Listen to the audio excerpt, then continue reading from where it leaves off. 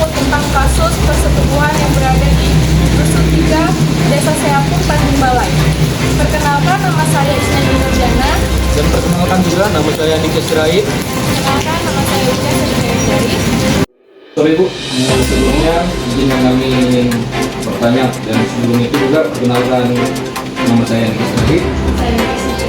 Kami dari mahasiswa Fakultas Hukum Universitas Asahan yang ingin bertanya tentang kasusnya persetubuhan yang ada di terjadinya di Dusun 3, Desa Seapung, Kecamatan Tanjung Balai, Kabupaten Asahan. Ini jelaskan nggak gimana kronologi kejadian? Oke, jadi itu ini kronologi kejadiannya itu berawal pada hari dan tanggal itu nggak ketahui kok menurut dari apanya kan BAP. Tapi itu seingatnya itu di bulan Juni 2024 itu sekira pukul 22 WIB, ya kan? Yang terjadi itu di Dusun 3, Desa Seapung Jaya, Kecamatan Tanjung Balai, Kabupaten Asahan.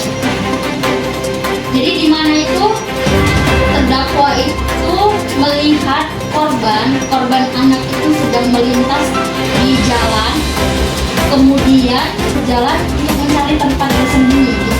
Nah, dan setelah itu terdakwa itu menunggu korban anak itu melintas kembali ke jalan tersebut.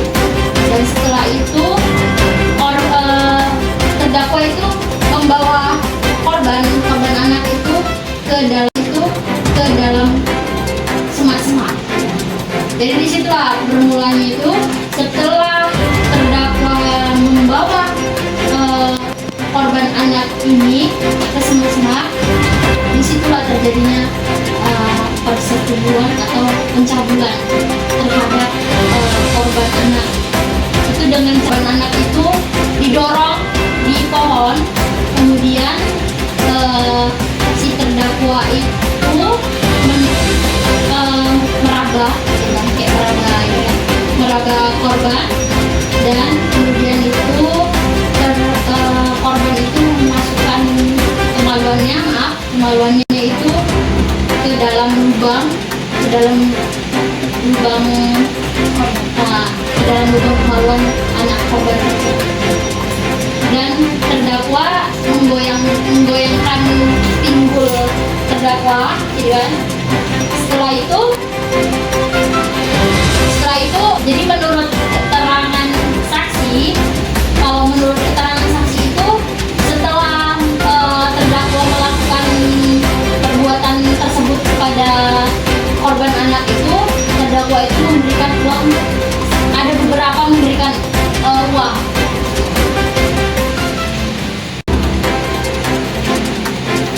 Kira-kira berapa lama dituntut oleh kejaksaan ibu yang dikenakan pasal dan dikenakan pasal?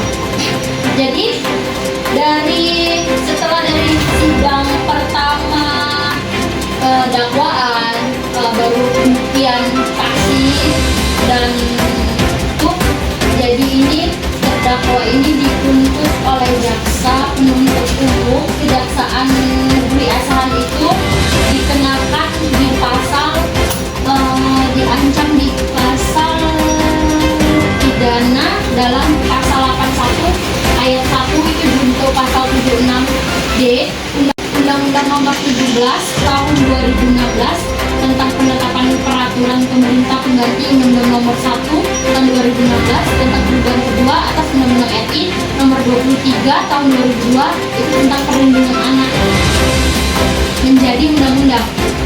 Dan kemudian jaksa penuntut umum ini menuntut bahwasanya terdakwa dihukum pidana penjara itu selama 15 tahun dan dendanya itu 1 miliar. Kemudian apabila denda itu tidak terbayar, maka diganti dengan penjara selama 15 tahun. Siapa nama korban inisialnya? Lucu gitu kan. Dan terdakwa ini sudah berusia 66 tahun. Kasusnya sekarang sudah putusan atau masih dalam proses? Untuk saat ini kasusnya belum putus. Kemungkinan bisa jadi